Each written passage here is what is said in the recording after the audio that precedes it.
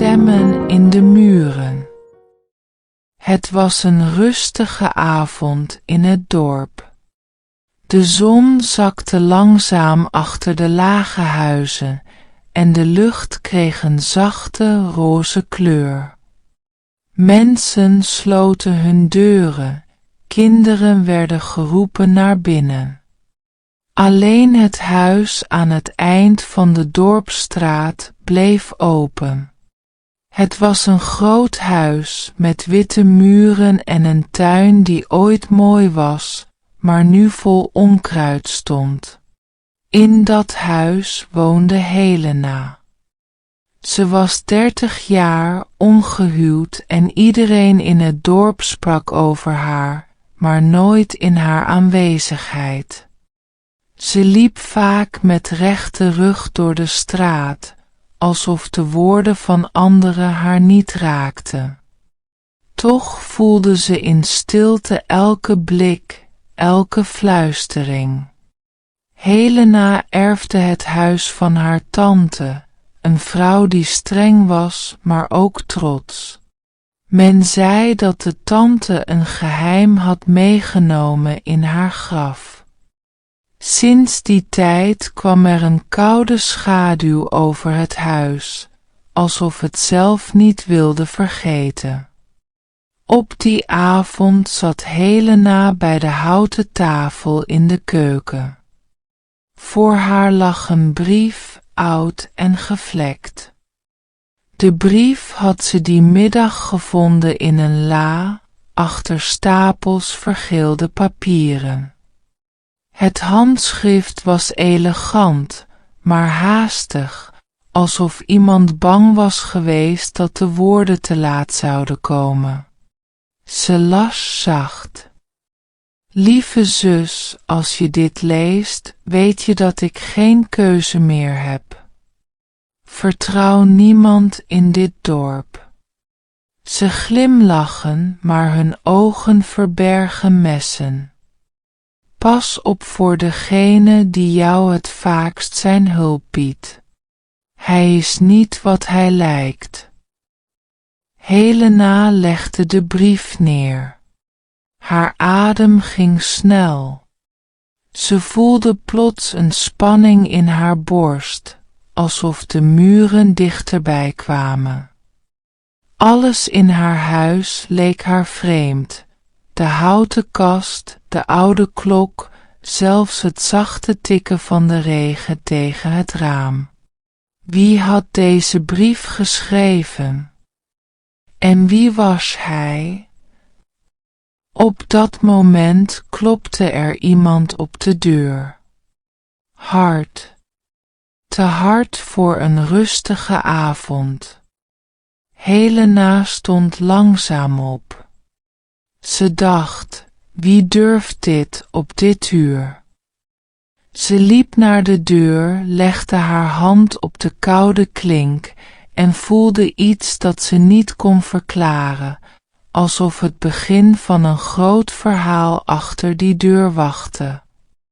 Helena opende de deur voorzichtig, alsof er een storm achter kon staan. Maar er stond slechts een man. Hij hield zijn hoed in de hand en glimlachte, maar zijn ogen bleven donker, alsof er geen licht in kon. Goedenavond, juffrouw Helena, zei hij met een lage stem. Ik hoop dat ik niet stoor. Ze kende hem. Het was dokter Van Loon, de arts van het dorp.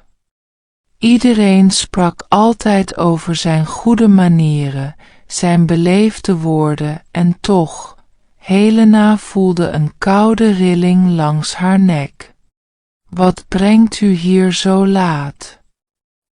Vroeg ze. Ik maakte mij zorgen, antwoordde hij snel. U leeft hier alleen in dit huis. Het licht brandde nog. Ik dacht, misschien heeft u gezelschap nodig. Zijn woorden klonken vriendelijk, maar Helena hoorde er iets in dat te glad was. Ze dacht aan de brief. Pas op voor degene die jou het vaakst zijn hulp biedt. Ze liet hem aarzelend binnen. Hij stapte de keuken in, keek rond alsof hij het huis wilde leren kennen, alsof elke plank en elke schaduw hem iets vertelde. U heeft het hier stil, zei hij. Maar soms is stilte gevaarlijk. Vooral voor een vrouw alleen. Helena ging weer aan tafel zitten en schoof de brief haastig onder een stapel kranten. Ik red mij wel, zei ze kort. Hij boog zich iets naar haar toe. Mensen in het dorp fluisteren veel. Ze zeggen dat uw tante geheimen had. En dat u die misschien kent. Ze voelde haar hart sneller slaan. Geheimen, herhaalde ze langzaam. De dokter glimlachte weer. Ach, u hoeft niet bang te zijn. Ik ben uw vriend. Maar Helena zag hoe zijn vingers het tafelblad raakten, tik tik tik, alsof hij zijn geduld verloor. En zijn ogen bleven niet op haar gericht, maar gleden steeds naar de stapel papieren waar de brief onder lag. Toen sloeg buiten een raam dicht door de wind. Beiden keken om. Helena voelde haar keel droog worden. De dokter stond op. Ik kom gauw terug, zei hij. We moeten praten. Over dit huis. Over wat hier ooit is gebeurd. En voor zij iets kon zeggen, liep hij naar de deur en verdween in de nacht. Helena bleef alleen achter, luisterend naar de echo van zijn voetstappen op de straatstenen. Haar handen beefden. Ze dacht, het begint. De nacht werd zwaar en vol geluiden.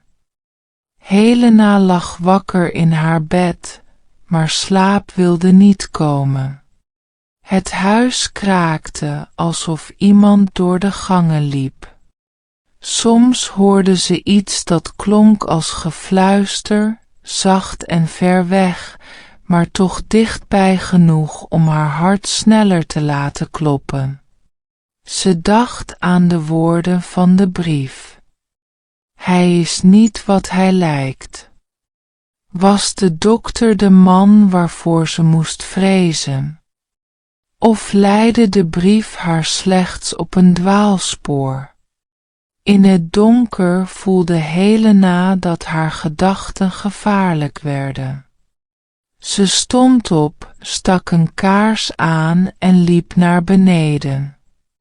In de keuken schoof ze de kranten opzij en pakte opnieuw de brief. Ze liet haar vingers langzaam over de inkt glijden, alsof ze de schrijver dichter bij zich wilde halen. De brief rook licht naar vocht en aarde, alsof hij jarenlang verstopt had gelegen. Maar er zat nog iets aan, iets bitters, bijna als bloed dat ooit gedroogd was. Helena trok haar hand haastig terug. Plots hoorde ze buiten een geluid. Een zacht gekraak als van een voet die een tak brak. Ze hield de adem in. De kaarsvlam trilde. Ze liep naar het raam en keek door het glas. In de schemer van de maan zag ze de tuin, vol schaduwen. Iets bewoog daar, langzaam, bijna onzichtbaar. Ze wilde roepen, maar haar stem bleef steken in haar keel. Ze drukte zich tegen de koude muur en keek nog een keer. Niets. Alleen het hoge gras dat zacht bewoog in de wind. Helena draaide zich om, vastbesloten terug naar haar kamer te gaan. Maar toen viel haar blik op de kast in de hoek van de keuken. De deur stond op een kier, terwijl ze zeker wist dat ze die eerder gesloten had. Ze liep erheen, tilde de kaars omhoog en keek naar binnen. Eerst zag ze niets, alleen oude borden en kopjes. Maar onderaan lag een klein houten doosje dat ze nooit eerder had gezien. Het was zwart geblakerd, alsof het ooit in vuur had gestaan. Voorzichtig nam ze het in haar handen. Het voelde zwaar, te zwaar voor zo'n kleine vorm. Op het deksel waren woorden gekrast: voor wie durft. Haar adem stokte. Ze wilde het doosje openen, maar tegelijkertijd vreesde ze wat erin kon zitten. Op dat moment hoorde ze opnieuw het geluid van buiten, harder nu. Alsof iemand doelbewust langs het huis liep. De kaars flakkerde en Helena fluisterde: wie waagt het? Maar het enige antwoord was stilte. Helena zette het doosje op de tafel, naast de flakkerende kaars. Ze staarde ernaar alsof het een levend wezen was dat elk moment kon ademen. Haar vingers trilden toen ze het deksel oplichtte. Binnenin lag geen goud, geen sieraden, geen sleutel tot een schat. Slechts een stapel kleine papieren, strak opgevouwen. Ze pakte er één uit en vouwde hem open. Het was geen brief, maar een lijst. Namen met een vaste, hoekige hand geschreven. Helena las fluisterend: mevrouw Jansen. De familie Vermeer. Dominee Koster. Ze herkende de namen. Het waren mensen uit het dorp. Sommigen leefden nog, maar anderen waren lang geleden gestorven, plotseling zonder duidelijke reden. Haar keel werd droog. Ze vouwde een tweede papiertje open. Daar stond: hij weet het. Vertrouw hem niet. Een derde briefje. Het stopt niet. Helena voelde koude rillingen langs haar armen. Dit was geen spel. Het was een waarschuwing, oud en toch levend.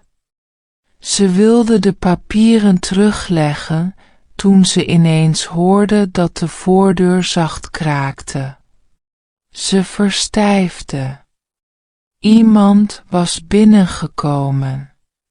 Ze blies haastig de kaars uit en de kamer werd donker. Het enige licht kwam van de maan door het raam. Helena drukte zich tegen de muur, het doosje stevig tegen zich aangeklemd. Ze hoorde stappen, langzaam en zwaar, die door de gang naar de keuken kwamen. Elke stap kraakte in het hout, alsof het huis zelf het verraadde. Een stem fluisterde: Helena. Het was de dokter. Zijn stem was laag, bijna vriendelijk, maar in de stilte klonk hij gevaarlijk. Helena kneep haar ogen dicht. Haar hart bonkte luid, alsof hij het kon horen. Ze dacht, hij mag het doosje niet vinden. Hij mag niets weten. De voetstappen kwamen dichterbij. Ze voelde dat hij nu in de deuropening stond. Toen klonk er plots uit het niets een harde bons boven in het huis. Alsof iets of iemand daar viel. De dokter draaide zich om en rende de trap op, zonder nog iets te zeggen. Helena bleef achter in de donkere keuken. Het doosje drukte nog steeds in haar armen. Ze dacht maar één ding, boven wacht iets. En ik ben niet meer alleen. Helena stond roerloos in de keuken. Het geluid boven klonk nog in haar oren. Een doffe klap, gevolgd door stilte die te dik en te zwaar was. Ze hoorde de snelle stappen van dokter Van Loon die de trap opging, haastig, alsof hij bang was iets te missen. Helena wist dat dit haar kans was. Ze zette het doosje voorzichtig terug in de kast, duwde de deur dicht en liep naar de gang. Haar voeten maakten geen geluid. Ze hield de adem in terwijl ze de voordeur bereikte. Maar juist toen ze de klink wilde indrukken, hoorde ze weer die stem, nu van boven. Kom hier, Helena. Kom kijken. De woorden echoden door het huis, zacht maar dwingend. Het klonk niet als een uitnodiging, maar als een bevel. Ze aarzelde. Alles in haar wilde vluchten, de nacht in, weg van het huis, weg van hem. En toch trok iets haar omhoog, alsof de muren haar duwden, alsof de trap haar wenkte. Helena zette één voet op de eerste trede. Het hout kraakte luid, pijnlijk luid. Ze slikte. Dan nog een trede en nog een. Haar kaars had ze beneden gelaten, dus liep ze in halfduister, geleid door het zilveren licht van de maan dat door een hoog raam viel. Bovenaan de trap bleef ze staan. Dokter, riep ze zacht, haar stem nauwelijks meer dan een adem. Geen antwoord. Ze liep verder, langs de gesloten deuren van oude kamers. Kamers vol met het verleden van haar tante, kamers die ze jarenlang niet had durven openen. Eén deur stond nu echter op een kier. Het was de deur van de logeerkamer. Ze duwde hem open. De maan verlichtte een vreemd tafereel. De dokter stond in het midden van de kamer, zijn rug naar haar toe, voorovergebogen over de vloer. Hij leek iets vast te houden. Wat doet u? Vroeg Helena, haar stem trillend. Langzaam draaide hij zich naar haar toe. In zijn hand lag een oude pop, haar gezicht gebarsten, haar ogen hol. Hij hield het ding alsof het een kostbaar voorwerp was. Ze keek naar mij, zei hij zacht. Alsof ze nog leeft. Helena voelde een koude golf door haar lichaam. Het was alsof het huis zelf een spel speelde en zij slechts een pion was. De dokter zette de pop neer en stapte naar haar toe. Zijn blik was donker, maar zijn stem klonk bijna teder. U begrijpt het nog niet. maar u zult het begrijpen. Alles wat in dit huis verborgen is, behoort nu aan u. En aan mij. Helena stapte achteruit, tot haar rug tegen de muur stootte. Toen fluisterde ze, bijna onhoorbaar: wat is hier gebeurd? Hij glimlachte, een glimlach zonder warmte. Dat zal ik u laten zien. Helena voelde dat haar knieën zacht werden, maar ze dwong zichzelf rechtop te blijven staan. De dokter kwam dichterbij, stap voor stap, alsof hij genoot van haar angst.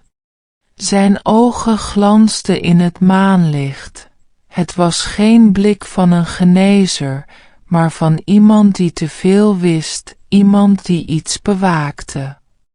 Hij bleef stilstaan vlak voor haar.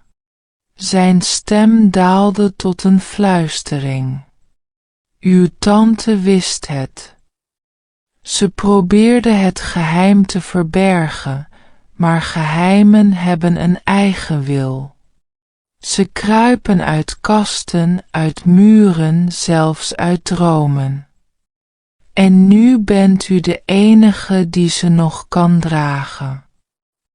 Helena beet op haar lip. Ze dacht aan de brief, aan de lijst namen in het doosje, aan de waarschuwing.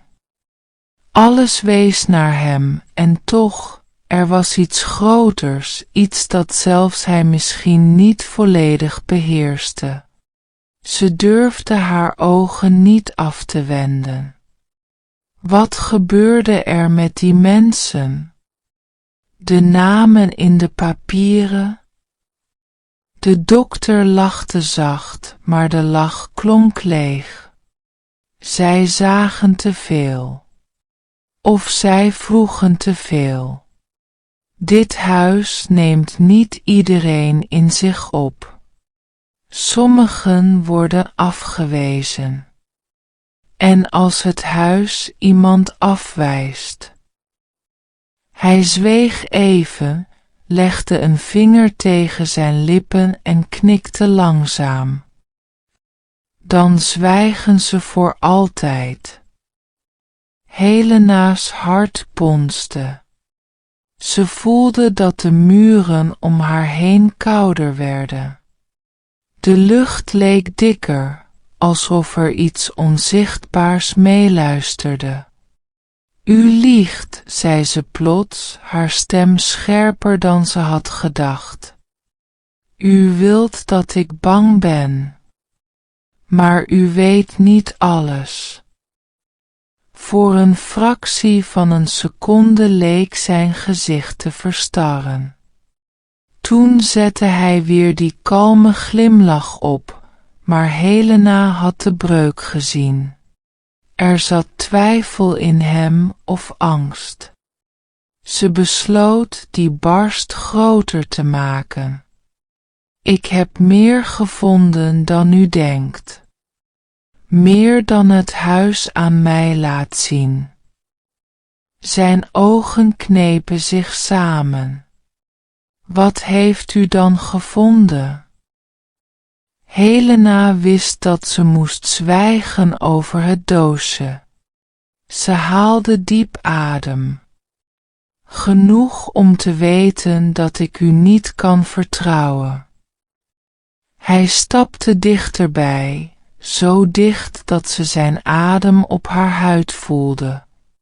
Vertrouwen, fluisterde hij, is een luxe die u zich niet kunt veroorloven. Niet hier. Niet in dit huis. Voordat Helena kon antwoorden, klonk er een tweede geluid, uit de muur zelf, achter haar rug. Een doffe, langgerekte kras, alsof nagels door hout trokken. Ze draaide zich geschrokken om, maar zag slechts de kale muur in het bleke maanlicht. De dokter glimlachte breed, bijna triomfantelijk. Ziet u wel, zei hij zacht. Het huis heeft u gekozen. U kunt niet meer weg. Helena stond verstijfd tegen de muur. Het krassende geluid leek nog in haar oren te zitten, alsof de muur ademde. Ze wilde roepen, rennen, maar haar benen voelden zwaar, als vastgeketend aan de houten vloer. De dokter keek haar strak aan. Zijn glimlach was verdwenen, zijn gezicht was nu ernstig, bijna plechtig. Het begint, zei hij. Zoals het altijd begint wanneer iemand in dit huis te diep graaft.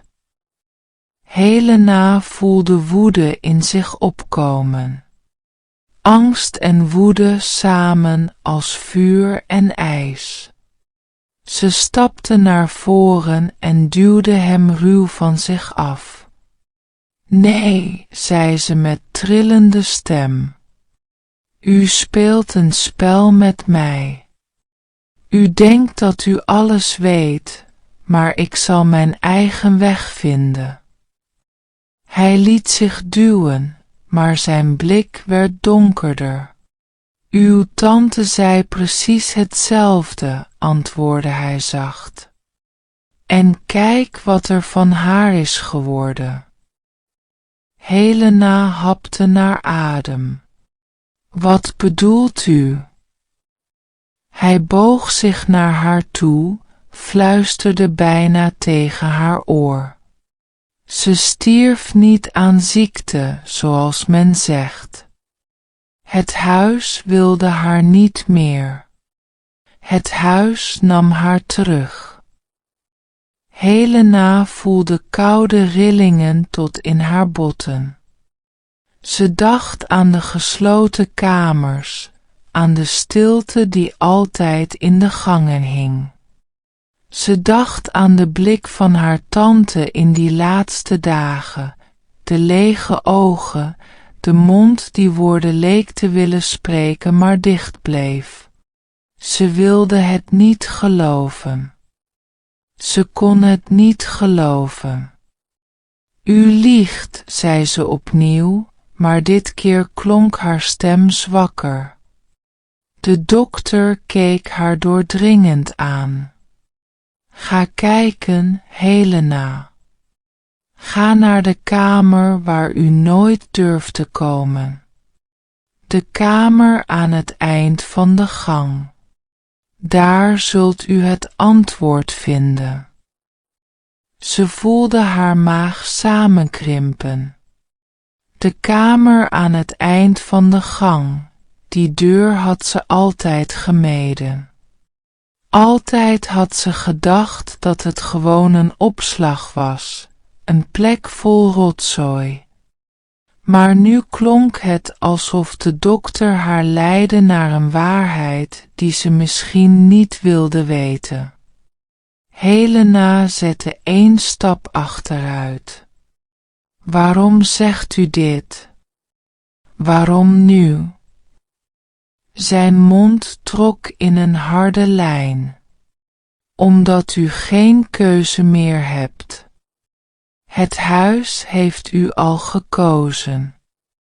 En wat gekozen is, moet de waarheid zien. Een koude wind trok door de kamer, hoewel de ramen gesloten waren. De pop op de grond kantelde en viel met een doffe klap. Helena keek naar de donkere gang achter zich. Het leek alsof de deur aan het eind haar riep, zacht maar onontkoombaar. Ze wist, als ze die deur zou openen, zou niets ooit hetzelfde blijven. De gang leek langer dan ooit. Helena zette langzaam een voet voor de ander, terwijl de dokter haar niet volgde, maar bleef staan in de kamer als een schaduw die wachtte. Het voelde alsof hij wist dat zij toch zou gaan. Haar vingers gleden langs de muur. Het hout was koud en vochtig. Bij elke stap hoorde ze een zachte echo, alsof iemand net achter haar meeliep. Ze durfde zich niet om te draaien. Eindelijk stond ze voor de deur aan het einde. De verf was afgebladderd, het hout dof en zwart op sommige plekken. Het handvat voelde koud aan, ijskoud, alsof het uit steen was gesneden. Helena ademde diep in en opende de deur. De kamer was donker, maar een streep maanlicht viel naar binnen door een smalle kier van het gordijn. Het licht viel op een bed in de hoek. Daarop lag een vorm. Haar hart sloeg over. Het leek een lichaam. Ze stapte dichterbij. Ja, het was een lichaam, maar geen levend lichaam. Het was haar tante. Tenminste, wat van haar over was. De huid grauw, de ogen gesloten, alsof de tijd haar hier had laten rusten zonder ooit weg te nemen. Helena sloeg haar hand voor haar mond. Ze wist dat haar tante begraven was, dat ze zelf bij het graf had gestaan. Maar hier lag ze opnieuw of nog steeds. Ze hoorde de stem van de dokter, zacht vanuit de gang. Het huis houdt wat van hem is. Helena viel bijna achteruit. Nee, fluisterde ze. Dit kan niet. Dit is niet. Ze keek nog eens. Het lichaam bewoog niet. Maar de handen, ja, de handen lagen gevouwen om iets kleins. Ze klemde haar lippen op elkaar en dwong zichzelf dichterbij te gaan. Met trillende vingers maakte ze de stijve handen los. Er viel een klein bundeltje op het bed, een tweede doosje kleiner dan het eerste. Ze pakte het op. Het was gemaakt van donker hout met een eenvoudige sluiting. Er stonden geen woorden op, maar ze voelde een kracht, een gewicht dat niet van hout alleen kon komen. Op dat moment begon de lucht in de kamer zwaar te worden.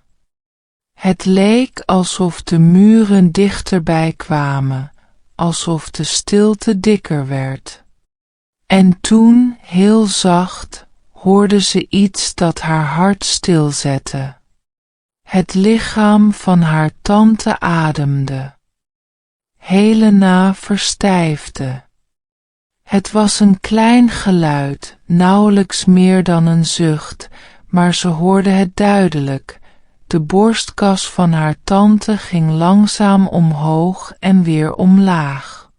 Ze stapte achteruit tot haar rug de deurpost raakte. Nee, fluisterde ze. Dit is onmogelijk. Vanuit de gang klonk de stem van de dokter, zacht maar scherp. Ziet u nu? Het huis laat nooit iemand los. Het houdt vast, ademt, herhaalt. Helena draaide zich naar hem om. Maar ze is begraven. Ik was erbij. Haar stem brak. De dokter stapte dichterbij, bleef in de deuropening staan. Zijn ogen glansden in het maanlicht. Het graf was leeg, zei hij langzaam. leeg voor wie keek, vol voor wie wist. Helena voelde de kleine doos in haar handen zwaar worden, alsof het haar naar de grond trok. Ze wilde het laten vallen, maar haar vingers weigerden. Het leek of het ding aan haar huid kleefde. Plots gingen de ogen van haar tante open. Wijd, glanzend, starend. De mond bewoog, zonder geluid in eerste instantie, maar toen kwam er een fluistering. Helena. Haar knieën knikten bijna. Ze wilde wegrennen, maar de stem hield haar vast, die ene fluistering die drong tot diep in haar botten. Helena, ging het verder, geef het niet aan hem. Helena keek naar het doosje in haar handen. Haar tantes vingers, grauw en stijf, strekten zich naar haar uit, alsof ze het terug wilde nemen. De dokter stapte nu ook de kamer binnen.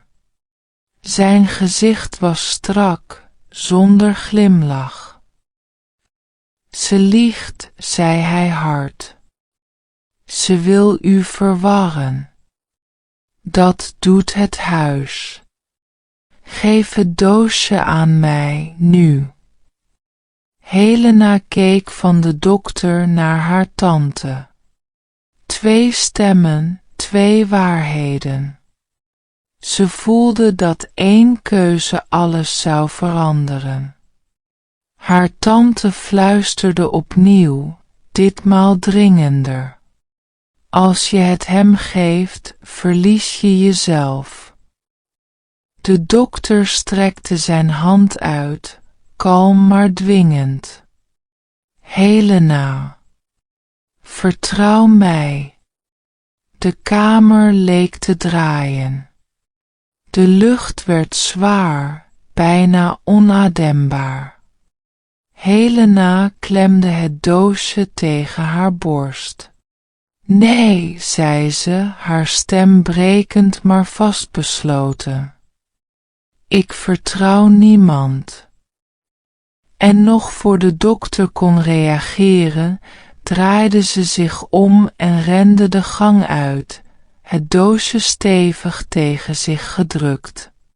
Achter haar hoorde ze de stem van haar tante, luid en helder nu. Ren, maar het huis rent met je mee. Helena stormde de trap af, haar adem schokkerig, het doosje tegen haar borst gedrukt alsof het een hartslag bezat. Elke trede kraakte onder haar voeten, maar ze keek niet om. Ze wist dat als ze zou stilstaan, het huis haar zou opslokken. In de keuken bleef ze staan, uitgeput. Het leek alsof de muren dichterbij waren gekomen, alsof het plafond lager hing. Het huis ademde inderdaad mee. Ze hoorde de dokter boven roepen: U kunt niet ontsnappen, Helena. Het is te laat.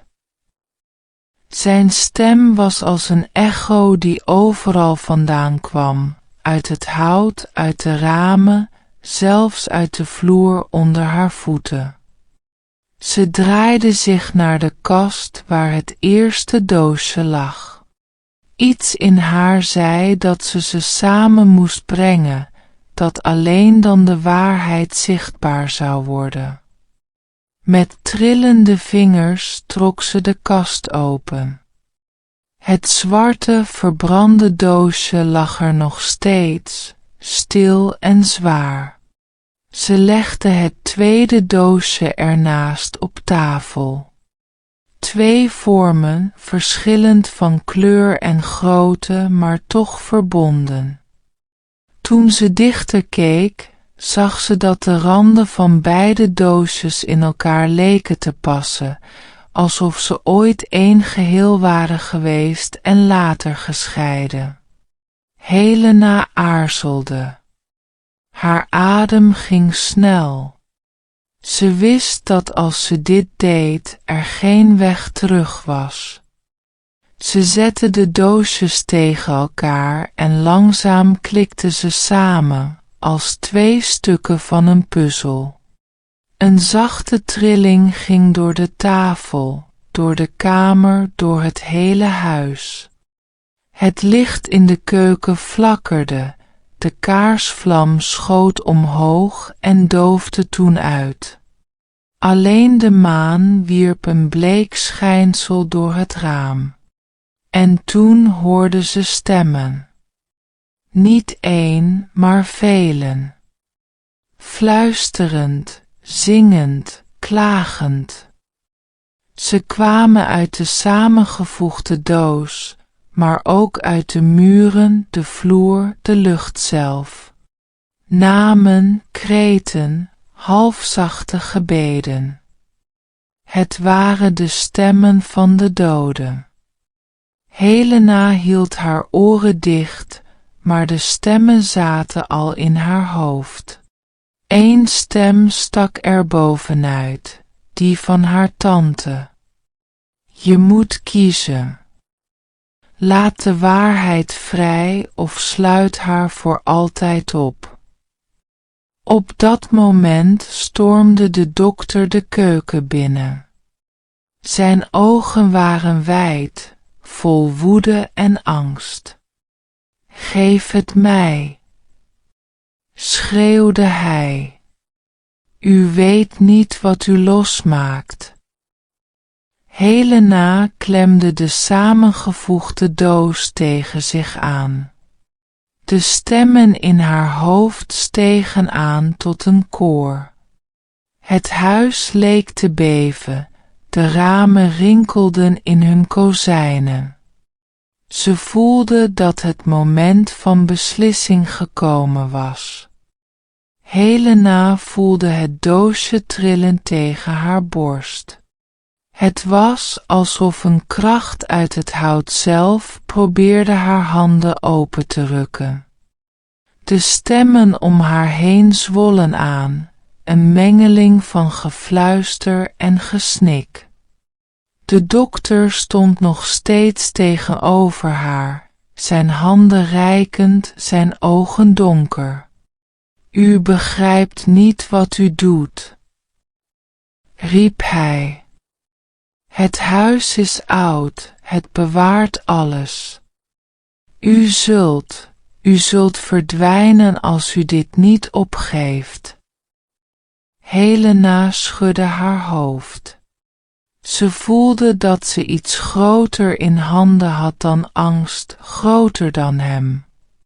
Iets dat zelfs het huis niet zomaar kon beheersen. Ze ademde diep in en draaide zich om. Ze opende de voordeur en stapte naar buiten, de koude nacht in. Het doosje klemde ze stevig tegen haar borst. Achter haar hoorde ze het gekreun van het huis, het kraken van de vloer, het razen van de wind door de trappen en gangen. De dokter kwam achter haar aan, maar toen ze de drempel overschreed, stopte hij abrupt. Het leek alsof iets onzichtbaars hem tegenhield. Zijn ogen werden groot van verbazing en angst. Het dorp lag stil, badend in het zachte licht van de maan. Helena voelde een vreemde rust over zich komen. Het huis kon haar niet vasthouden buiten zijn muren. De stemmen in haar hoofd verminderden tot fluisteringen, maar lieten haar niet los.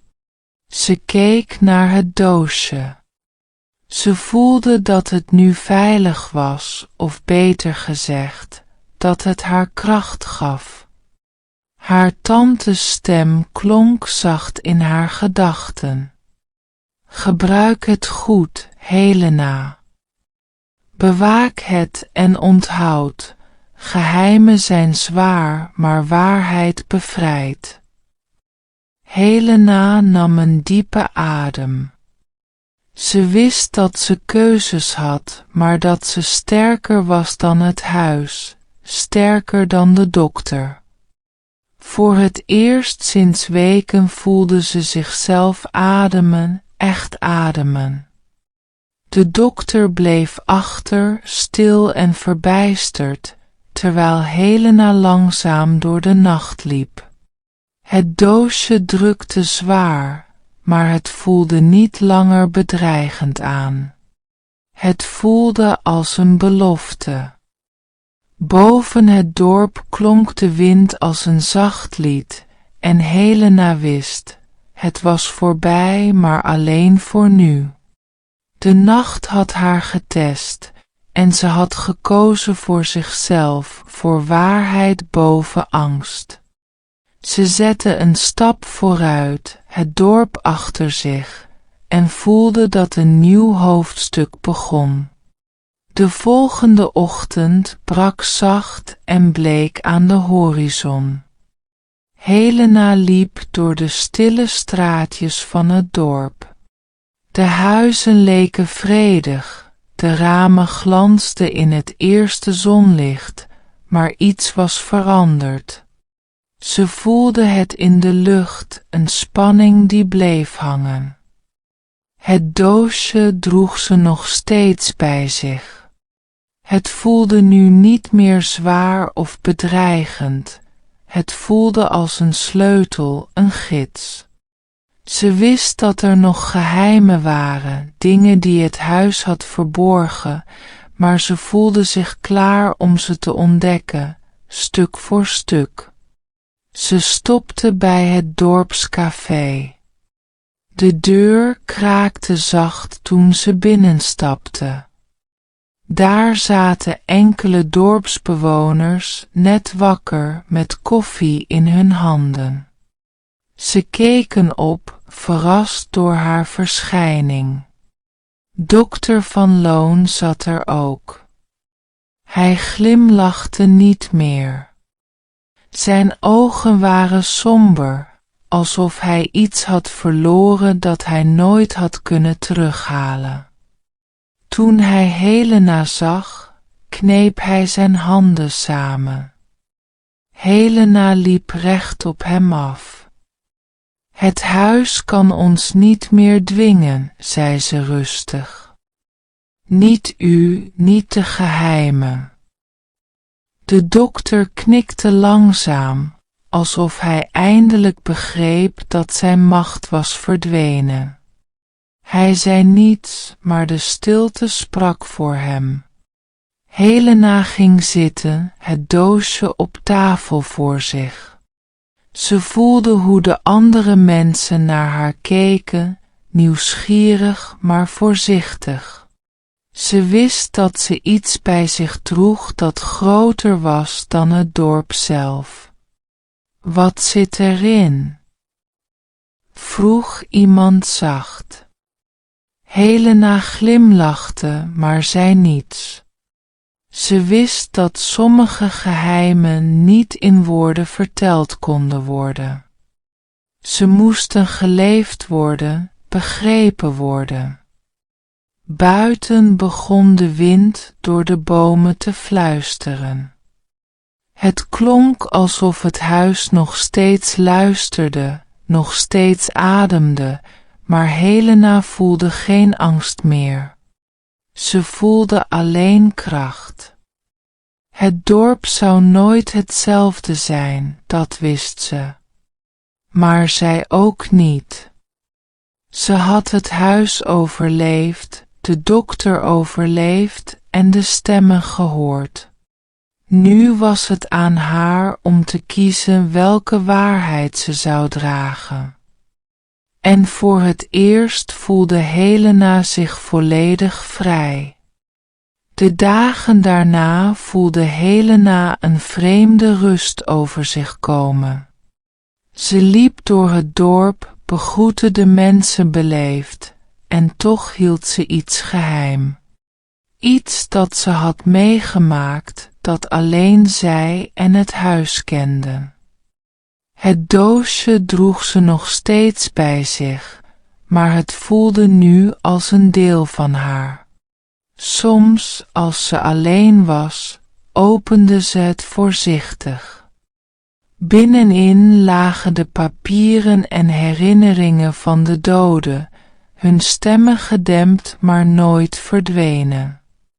Ze voelde hun aanwezigheid als een zachte warmte, een herinnering aan het verleden dat ze nu bewaakte.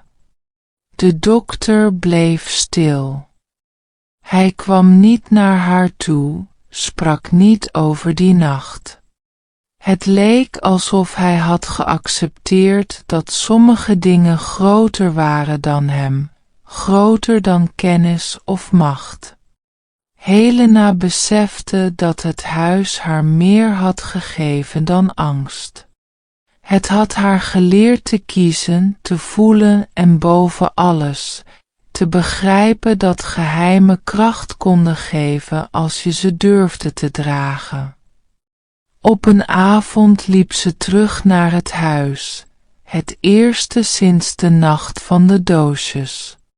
Het zag er rustig uit, bijna onschuldig in het avondlicht. De ramen weerspiegelden de laatste zonnestralen. Ze voelde geen angst meer, alleen een kalme nieuwsgierigheid. Binnen was alles hetzelfde als voorheen, maar anders. Het huis leek stil en tevreden, alsof het haar erkende. Ze liep door de kamers, voelde de vloer, de muren, en in elke hoek leek een verhaal verborgen te liggen. Ze stopte in de logeerkamer, waar de tweede doos had gelegen. Het bed stond leeg, de pop verdwenen. Het leek alsof het huis eindelijk had losgelaten wat het moest loslaten. Helena glimlachte zacht. Ze wist dat sommige geheimen nooit volledig zouden verdwijnen. Maar nu was ze sterk genoeg om ze te dragen. Ze had het huis overleefd, de stemmen gehoord, de dokter getrotseerd. En het dorp. Het zou doorgaan met zijn dagelijkse leven, zijn fluisteringen en verhalen. Maar Helena zou weten dat achter de stilte en de schaduwen iets groters altijd wachtte, iets dat wachtte op wie durfde te kijken. De weken gingen voorbij en Helena voelde zich sterker dan ooit.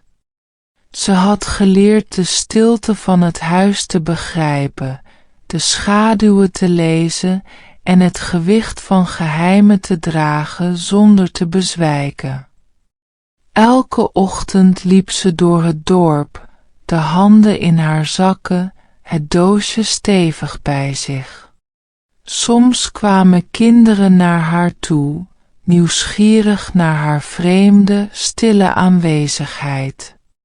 Ze glimlachte dan en vertelde een zacht verhaal, niets dat de geheimen van het huis prijsgaf, maar genoeg om hun verbeelding te prikkelen. De volwassenen in het dorp merkten haar verandering. Er was iets in haar blik, een zekere diepte die hen zowel aantrok als een beetje beangstigde. Ze fluisterde over haar, zoals ze vroeger over haar tante fluisterde, maar nu met een soort eerbied. Op een middag liep Helena langs de oude tuin van het huis. Het onkruid was nog steeds aanwezig, maar iets leek anders. De bomen leken rechter, de lucht lichter. Het huis voelde niet meer zwaar, niet meer dreigend. Het leek te wachten, geduldig maar zonder druk. Ze haalde het doosje tevoorschijn en opende het voorzichtig. Binnenin lagen de papieren, de namen, de stemmen van het verleden. Ze voelde de aanwezigheid van haar tante, zacht en geruststellend. Goed gedaan, Helena. Jij bent nu de bewaker. Helena glimlachte en knikte. Ze wist dat dit haar taak was, dat dit geheim een deel van haar leven zou zijn, maar dat het haar niet zou breken. Het was haar kracht, een schaduw die haar leidde, maar nooit haar vrijheid zou nemen. Die avond liep ze door het dorp terug naar het huis. De maan stond hoog en helder aan de hemel, wierp zilveren licht over de daken en straten. Helena voelde een kalme vastberadenheid. Het verleden was oud en zwaar, maar zij had het onder ogen gezien en was sterker geworden. Het huis aan het eind van de dorpsstraat stond stil, maar het voelde vriendelijker, als een oude vriend die eindelijk begrijpt wie je bent. Helena stapte binnen, het doosje stevig in haar handen. Ze wist dat er nog verhalen waren, nog geheimen die wachten, maar nu voelde ze zich klaar. Ze glimlachte zachtjes en fluisterde: Ik ben klaar voor jullie. De volgende ochtend voelde Helena iets bijzonders. Het huis leek wakker, maar niet op een angstaanjagende manier. Het voelde levendig, alsof het haar aanwezigheid erkende en haar keuzes had goedgekeurd. Ze liep door de kamers en voelde de stilte omarmen in plaats van beklemmen. Het doosje lag veilig op de houten tafel, het bundeltje papieren netjes gevouwen. Ze wist dat het huis haar vertrouwen had verdiend, en zij het zijne. Het dorp buiten bleef rustig, de mensen gingen hun dagelijkse gang, maar Helena voelde zich anders. Ze droeg iets dat hen niet zichtbaar beïnvloedde, iets dat alleen zij begreep. Een gewicht dat nu geen last meer was, maar een bron van kracht. Die middag zat ze bij het raam en keek naar de tuin. Het onkruid was nog steeds aanwezig, maar tussen de wilde planten begonnen kleine bloemen te bloeien. Het leek een teken, zelfs in het donkerste geheim kan schoonheid groeien, zelfs als niemand kijkt. Het doosje bleef haar metgezellen, een stille herinnering aan de stemmen die ze had gehoord, de keuzes die ze had gemaakt en de angsten die ze had overwonnen. Het huis had haar getest, de dokter had haar uitgedaagd en zij had stand gehouden. Helena glimlachte, een zachte glimlach vol begrip en rust. Het verleden was er nog, de geheimen zouden nooit helemaal verdwijnen, maar nu droeg ze met wijsheid en kracht. Ze voelde zich vrij, sterker dan ooit, en klaar om haar eigen pad te kiezen, zonder angst, zonder twijfel. Het huis aan het einde van de dorpsstraat stond stil in het avondlicht, een oude bewaker van geheimen, maar nu een huis van vertrouwen en herinnering. Helena wist dat dit het begin was van een nieuw hoofdstuk, een leven waarin zij de eigenaar was van zowel geheimen als vrijheid. En zo liep ze naar buiten, de frisse lucht in, met het doosje stevig in haar handen, het dorp achter zich, maar nooit meer bang voor wat in de schaduwen leefde. Het was voorbij. Ze was vrij.